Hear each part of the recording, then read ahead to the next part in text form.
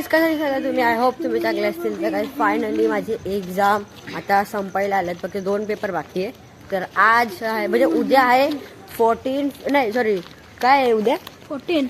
हा तेच, अरे पण जानेवारी ना 14 जानेवारी. तर तुम्हाला गाईस माझ्या फॅमिलीकडून हॅपी मकर संक्रांती. हा इन ॲडव्हान्स. उद्या आहे ना, तर आता आम्ही लोक चाललो गाईस पतंग घ्यायला.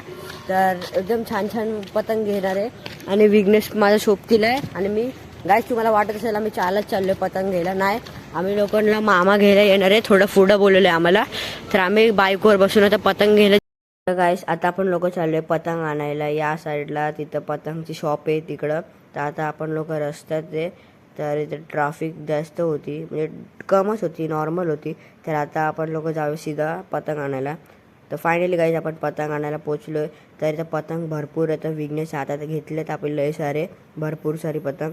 तर आता तेच चॉईस करतोय. मग पतंग घेतलं सीधा आपण लोक काही जाऊया घरी, म्हणजे फिरकी बिरकी पण घेणार आहे ना, म्हणून हे बघा मग काय मस्त मस्त पतंग आहे. काय फायनली आपली शॉपिंग झाली आहे, म्हणजे पतंग घेऊन झाले. तर आता उद्याची वेट आहे उडवायची. तर विघ्नेश बघा मिल्की बार खातो आणि मी ज्यूस पितोय. ह्याचा स्ट्रॉ मी हारून घेतला. माठ काय बघा पतंग घेतले भरपूर. किती पतंग घेतली आपण? 6 पतंग घेतले.